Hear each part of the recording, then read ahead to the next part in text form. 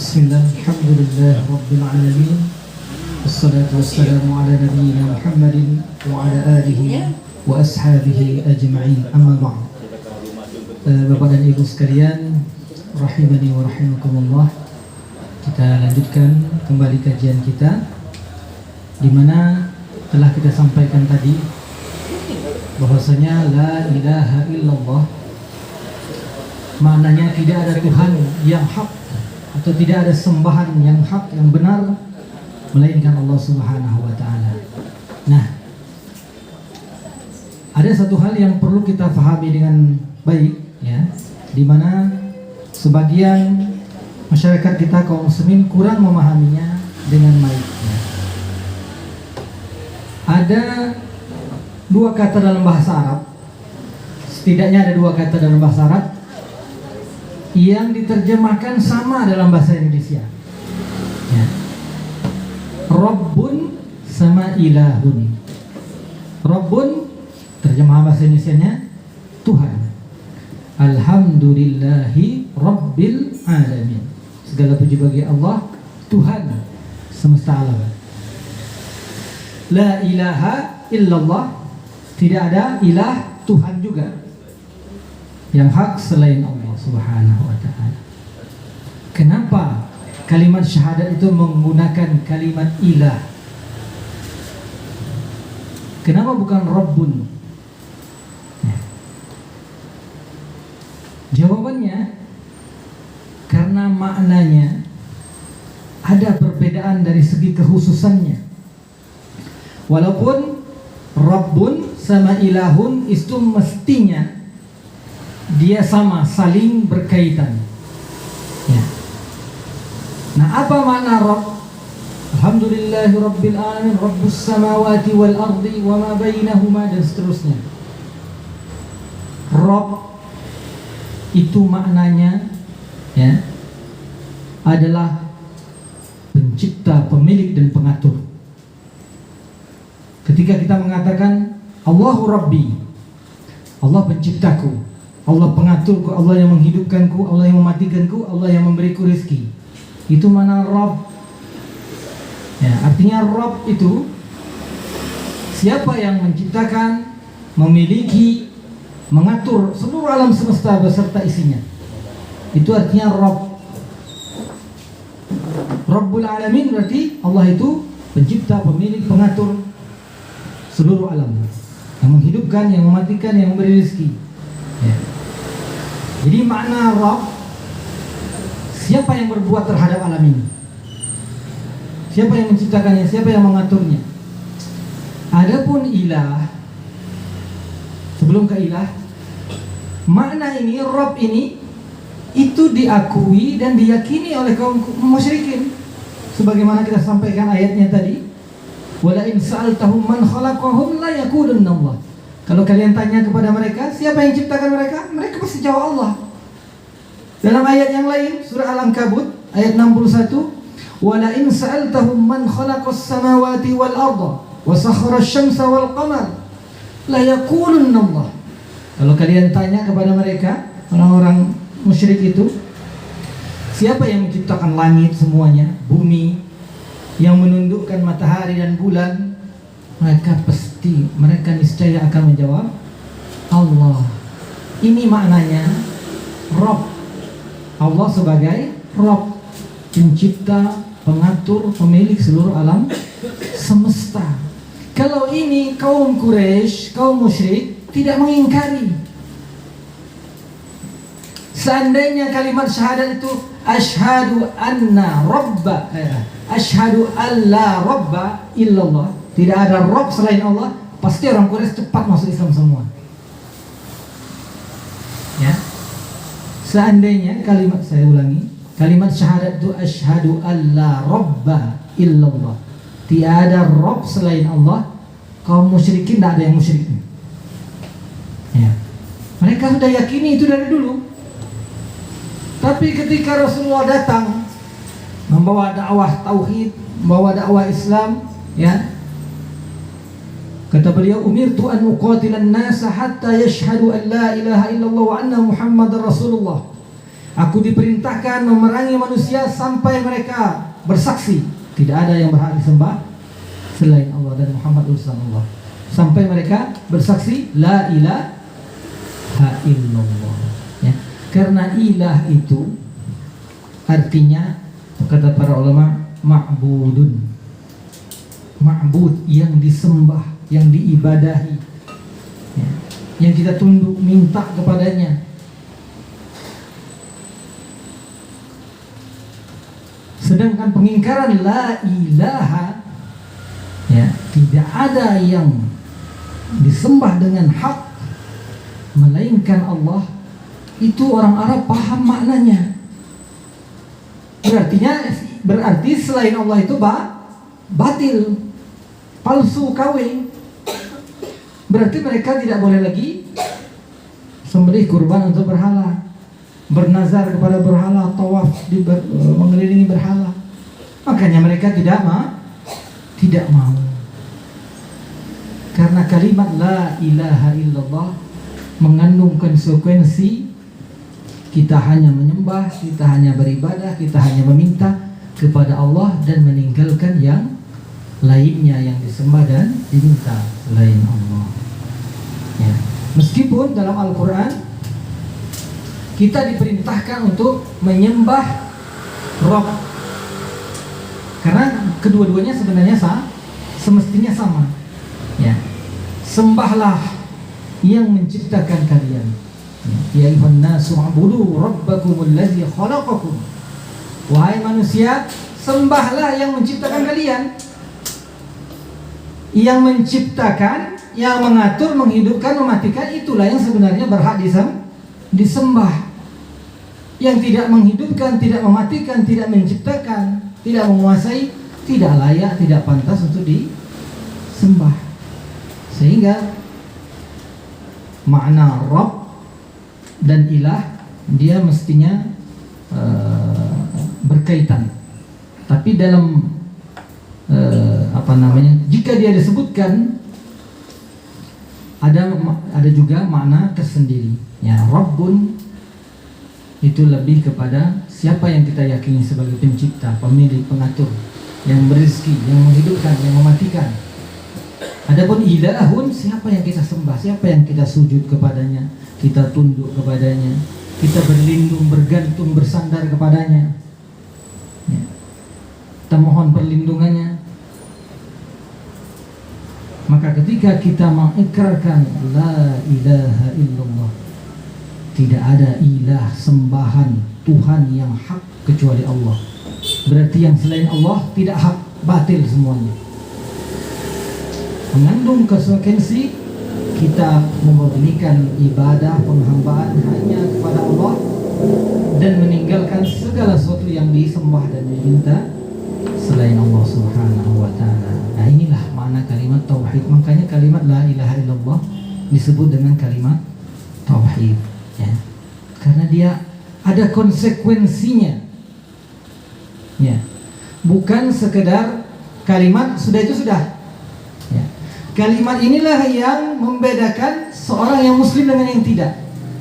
Kaum musyrikin, dia tahu Allah pencipta, yakin, tapi dia tidak mau mengucapkan la ilaha illallah, maka dia tidak masuk Islam, karena mereka faham maknanya. Nah, jangan sampai kita kaum muslimin setiap hari mengucapkan la ilaha illallah tapi tidak paham maknanya, tidak paham konsekuensinya. Ya.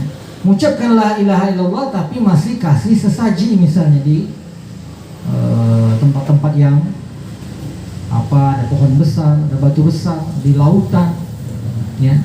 Sebagaimana sebagian masyarakat kita masih punya, mohon maaf, budaya yang tidak diridhai oleh Allah, sembelih hewan tumbal dilarung di laut. Islam tidak pernah membenci budaya selagi tidak bertentangan dengan syariat. Budaya silaturahmi, ya, budaya ramah tamah, itu masya Allah sesuai dengan ajaran Islam, ya. Persaudaraan, gotong royong, kerjasama, itu semua sesuai dengan ajaran Islam, saling tolong menolong dalam kebaikan. Tapi ketika dia bertentangan dengan ajaran Islam, maka seorang muslim semestinya meninggalkan dan menjauhinya, ya. Apalagi dia jelas-jelas suatu ibadah yang diperintahkan, seperti kurban, fasalli li rabbika wanhar, salatlah untuk Rabbmu dan berkurbanlah, menyembelihlah untuk Rabbmu. Itu jelas menyembelih hewan apapun, sekecil apapun, burung kah, ayam kah, kambing kah, itu ibadah. Ketika ditujukan kepada selain Allah, maka itulah perbuatan kesyirikan, memperuntukkan ibadah kepada selain Allah Subhanahu wa ta'ala, suatu perbuatan yang sangat dimurkai Allah. Rasulullah SAW bersabda dalam hadis yang diriwayatkan oleh Al-Imam Muslim, hadis yang sahih, la'anallah man zabaha li ghairi. Allah melaknat, mengutuk orang yang menyembelih untuk selain Allah. Ma'udzubillah. Kalau Allah melaknat, artinya Allah tidak akan memberikan rahmatnya, ya. Tidak akan menyayanginya, tidak akan memberinya taufik. Sayang sekali sebagian masyarakat kita masih melakukan hal yang demikian, ya. Mau bangun rumah, mohon maaf, mungkin rumahnya tempatnya, daerahnya masih sepi, ya, supaya tidak ada yang ganggu macam-macam, sembelihlah ayam, darahnya dikucurkan di sekitarnya. Apakah itu ada dalam syariat Islam diperintahkan? Tidak ada. Untuk siapa sembelihan itu? Apakah untuk Allah? Kalau untuk Allah, kenapa harus dikelilingkan di rumah itu? Ya. Kalau jujur, itu bukan untuk Allah, ya. Demikian pula sebagian orang yang sakit, kadang, ya, berobat, disuruh cari ayam yang hitam, semuanya hitam, sembelih, kemudian dioleskan dengan darahnya untuk berobat. Na'udzubillah, itu sembelihan untuk selain Allah, ya, untuk minta bantuan kepada setan, kepada jin. Nah, ini sesuatu perbuatan yang menjadikan sesuatu sebagai tandingan selain Allah Subhanahu wa ta'ala. Maka hadirin sekalian, Bapak dan Ibu yang dirahmati Allah Subhanahu wa ta'ala, hendaklah kita memahami hal tersebut, ya. Apapun bentuk ibadah tidak boleh ditujukan kecuali hanya kepada Allah Subhanahu wa ta'ala, ya. Dan kesyirikan ini adalah dosa yang paling besar. Tidak ada lagi dosa sebesar-besar apapun, dosa besar yang melebihi kesyirikan. Dalam hadis yang sahih kata Rasulullah, ala unabbiukum bi akbaril kabair, maukah kalian aku sampaikan dosa besar yang paling besar? Kata beliau, asyirku billah wal uququl walidain, dan seterusnya. Beliau sebutkan 10, ya. Berbuat syirik, mensekutukan Allah, dan durhaka kepada kedua orang tua, ya. Khusus perbuatan kesyirikan, maka Allah Subhanahu wa ta'ala pun telah mengancam dalam Al-Quran, dalam beberapa ayat, ya. Di antaranya Allah sebutkan dalam surat An-Nisa ayat 97, innallaha la yaghfiru an yushraka bih wa yaghfiru ma duna dzalika liman yasha wa man yusyrik billah faqad dhalla dhalalan ba'ida. Sungguh, kata Allah, Allah tidak akan mengampuni orang yang mensekutukannya, yang berbuat kesyirikan, yang menjadikan sesuatu tandingan bagi Allah dalam ibadah. Dan Allah akan mengampuni dosa selain itu bagi siapa yang Allah kehendaki. Ini janji Allah. Jadi Bapak dan Ibu, ya, seorang pezina, dia mati dalam keadaan belum sempat bertobat, kalau Allah kehendaki, Allah akan ampuni. Allah Maha Adil, Maha Bijaksana. Allah tahu apakah seseorang itu sebenarnya menyimpan kebaikan atau tidak, ya. Seorang pencuri belum sempat tobat, meninggal, mungkin digebukin masa atau apa misalnya, masih mungkin ada harapan Allah ampuni, ya. Bagaimanapun seorang pezina, pencuri, ya, pembunuh, dia mati dalam keadaan belum bertobat, masih ada harapan. Jika Allah menghendaki, Allah ampuni. Jika Allah menghendaki dia diazab terlebih dahulu. Barang siapa walaupun masih ada sekecil zarah iman dalam hatinya, akan dikeluarkan dari neraka. Tapi orang yang berbuat kesyirikan, menyembah selain Allah, memperuntukkan ibadah kepada selain Allah, minta kepada selain Allah, gimana pun bagus ibadahnya, sholatnya, masya Allah, sholat 5 waktu, tidak pernah tinggal berjamaah di masjid, sholat malam tidak pernah absen, puasa Senin Kamis tidak pernah putus, sedekah setiap hari. Kata Allah, la innallaha la yaghfir, Allah tidak akan ampuni. Kemana amalnya? Hajinya mungkin sudah 5 kali, haji umroh 10 kali misalnya, nyantuni anak yatim. Kata Allah Subhanahu wa taala dalam surat Al-An'am ayat 88, walau asyraku la habita anhum ma kanu ya'malun. Seandainya mereka berbuat kesyirikan, mensekutukan Allah, niscaya terhapus amalnya, tidak diterima oleh Allah. Sia-sia puasa, zakat, sedekah, ya, sholatnya, sholat malamnya, baca Qur'annya. Kalau dia masih minta-minta kepada selain Allah, kalau dia masih percaya kepada selain Allah, masih mengharapkan rezeki dari selain Allah, ya, maka terhapus seluruh amalnya dan tidak akan masuk surga. Kata Allah Subhanahu wa taala dalam surah Al-Maidah ayat 72, innahu may yusyrik billah faqad harramallahu alaihi jannah.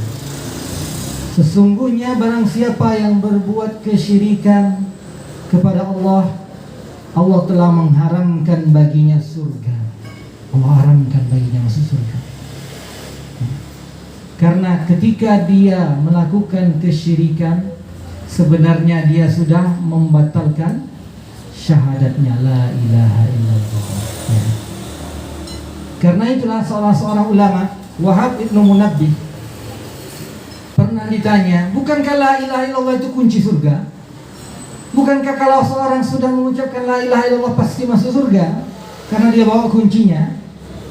Kata Wahab Ibnu Munabbih rahimahullah ta'ala, betul, la ilaha illallah itu kunci surga. Tapi setiap kunci itu ada gigi-giginya, ya. Kalau cocok giginya itu, baru bisa buka pintunya. Nah, kunci la ilaha illallah itu kuncinya. Adapun gigi-giginya itu adalah konsekuensinya. Kalau kita mengucapkan la ilaha illallah tapi masih minta kepada selain Allah, ibarat kita bawa kunci tapi tidak ada giginya, loss, tidak berguna. Nah, jangan sampai hal yang demikian kita lakukan, ya, karena ini dosa besar yang paling besar. Bapak dan Ibu yang dirahmati Allah Subhanahu wa taala, kata Allah tadi, Allah tidak ampuni. Bagaimana kalau kita terlanjur dulu, kita tidak tahu, kita dulu masih jahil, ya, belum, tidak paham, jauh dari agama, pernah melakukan yang demikian, ya, maka rahmat Allah Subhanahu wa ta'ala terbuka lebar bagi orang-orang yang bertobat. Allah tidak ampuni kalau dia meninggal belum bertobat. Kata Allah Subhanahu wa ta'ala, qul ya ibadiyallazina asrafu ala anfusihim la taqnatu min rahmatillah innallaha yaghfirudz dzunuba jami'a innahu huwal ghafurur rahim. Surah Az-Zumar ayat 53. Katakanlah, wahai hamba-hambaku yang melampaui batas pada diri mereka sendiri, yang berbuat zalim, berbuat dosa pada diri mereka sendiri, la taqnatu min rahmatillah, jangan putus asa dari rahmat Allah. Selagi nafas belum sampai di tenggorokan, maka pintu taubat masih terbuka lebar, ya. Innallaha yaghfirudz dzunuba jami'an, Allah mengampuni semua dosa bagi siapa? Bagi yang bertobat, termasuk kesyirikan. Ya, selagi dia bertobat dengan taubat nasuha, dia menyesali dengan sungguh-sungguh, ya, minta ampun kepada Allah, dia bertekad tidak akan mengulanginya lagi dengan penyesalan yang sungguh-sungguh, maka Allah akan mengampuni dosa seluruhnya. Sesungguhnya Dialah yang Maha Pengampun dan Maha Penyayang. Nah, demikian mungkin yang bisa kita sampaikan pada kesempatan malam hari ini. Mudah-mudahan bermanfaat bagi kita semuanya, semakin menambah pemahaman kita tentang tauhid yang benar, sehingga menghindarkan kita dari dosa yang sangat besar yang tidak diampuni oleh Allah Subhanahu wa taala. Bapak dan Ibu yang dirahmati Allah, ketika kita menyampaikan tentang tauhid, memperingatkan tentang kesyirikan, bukanlah kita maksudnya untuk mengkafirkan saudara-saudara kita yang belum paham tentang hal tersebut, ya. Akan tetapi sesungguhnya dakwah itu untuk menyelamatkan. Ibarat seseorang, kita lihat saudara kita, dia makan atau minum sesuatu yang beracun. Kita tahu beracun, dia tidak tahu. Manakah yang lebih sayang kepada saudaranya? Yang biarkan dia walaupun salah terjerumus, ataukah yang beri peringatan? Yang memberi peringatan, karena itu akan membinasakan dia. Bukan maksud kita untuk memvonis, ya, saudara-saudara kita mungkin yang masih terjerumus ke dalam hal-hal yang demikian. Harapan kita semakin banyak kaum muslimin yang faham, ya, bisa menyampaikan untuk keluarganya, ya, istri dan anak-anak, ya, saudara-saudara, keluarga, orang tua, sehingga semakin banyak kita yang kembali kepada tauhid yang benar, yang murni, dan selamat dari dosa kesyirikan, mensekutukan dan menjadikan tandingan bagi Allah Subhanahu wa taala dalam ibadah. Demikian, sebelum kita tutup, kalau ada pertanyaan silahkan. Wassallallahu ala nabiyyina Muhammad wa ala alihi wa sahbihi wasallam. Baik, Bapak Ibu sekalian, ilmu tauhid ini sangat bermanfaat. Setelah